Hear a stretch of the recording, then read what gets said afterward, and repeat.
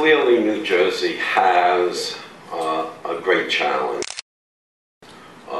Its children, larger percentage than we would like, who suffer from ASD. A major problem that we're confronted with, beside how to initiate programs that help these children, is in their identification.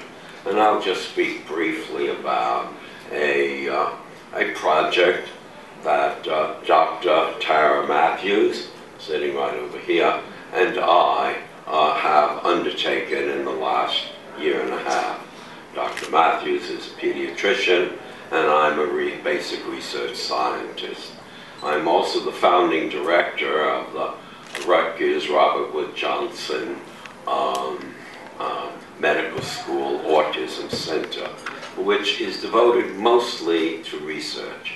But it seems to me at the same time we have to be able to take what we have learned in the laboratory as a translation to help as fast as we can the children and families of New Jersey. What probably most of you don't appreciate is the enormous pressure a pediatrician is under in terms of taking care of a child and the family. The average time the pediatrician is in contact with the child on a visit is 7 minutes and falling. Now, during those 7 minutes, he and she have to gather an enormous amount of information about the child in multitude of areas. A difficult task, to say the least. Now, one of the advantages, especially for some pediatricians and some families, is that the parents are educated, and in fact, they know what a normal course of development, what a typical course is, and at the same time, when the child is not reaching that. And so they can be helpful to the pediatrician by pointing out, you know, my child really doesn't look at me very much. Information which the pediatrician, in examining eye, ears, throat, heart, lungs, may never get to. So, how do we meet this challenge?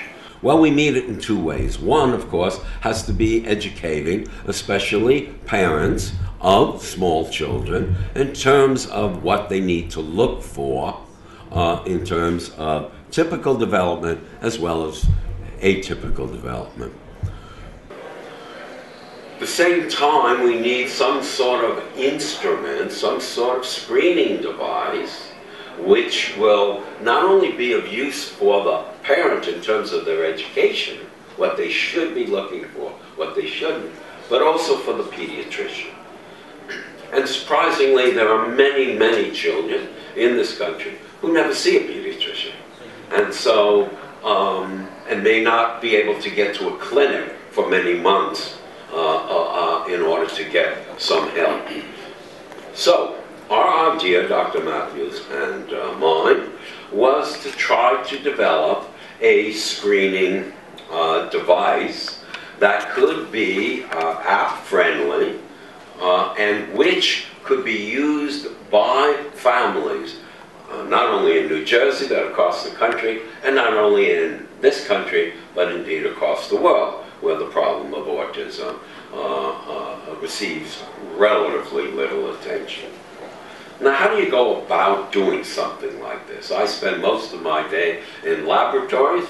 Dr. Matthews spends most of her time seeing patients. And so we need to combine those kinds of skills. And the way to do that is to find out what is it that we already know about development.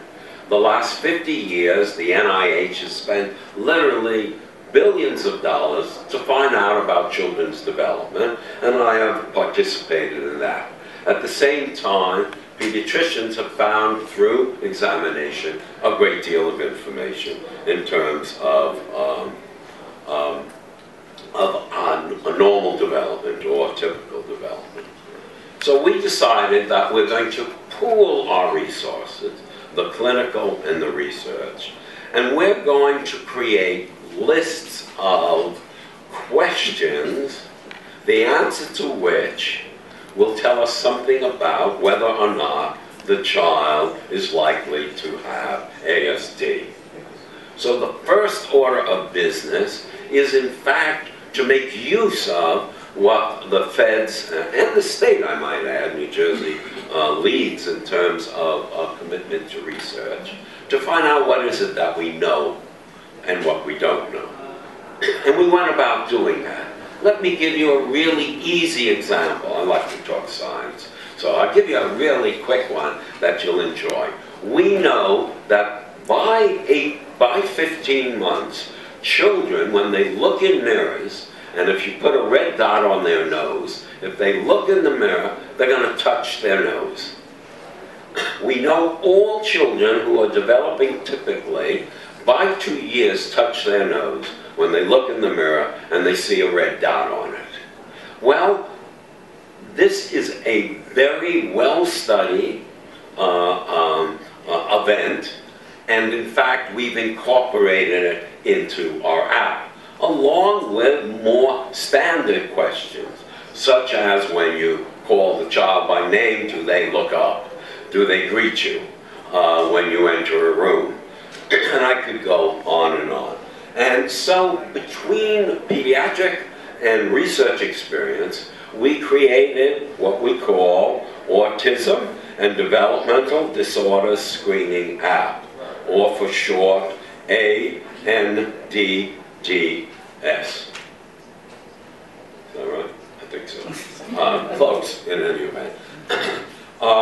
Now, when you develop a screening device, it's not a full examination.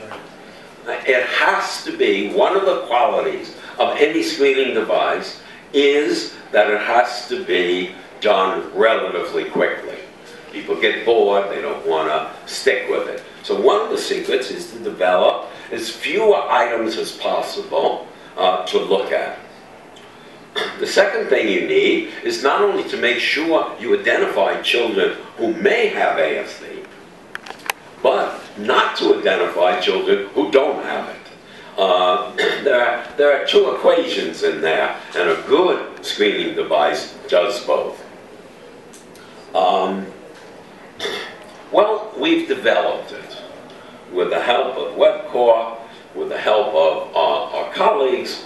We have created this app, and this app is now out and being used. It's been hit upon, I don't know if that's the right expression, hit upon it, but it has been used by over 5,000 hits so far. And so we are gathering lots of data. The first set of data is, can it be used readily? Excuse me. You don't want to invent something, create something that is too complicated for people to use. So we want everyone who goes on it to be able to use it. And given the questions, given the feedback that we've got, we think we've achieved that. I don't want to speak more than my allotted time, half of us standing, so I won't read some of the comments from the people who have used it, but we have found that it works. People know how to use it. The second part is, in fact, to see whether there is any association between the screening device that says green, everything seems to be okay, to yellow, with some concern, to red, go seek pediatric advice. Now, the device can be used with children anywhere from 8 to 36 months. And there are different questions for different ages. And so it is possible with our device to, in fact, screen children as young as 8 months. And some of you in this room who have had children, have children with ASD, or know that even 8 months may be too late. And we are working on questions for even earlier. So I'm here to say to you folks that something now exists in New Jersey and in the world, thanks to our collaboration with WebCore, that can be used both by parents and by pediatricians to help diagnose autism.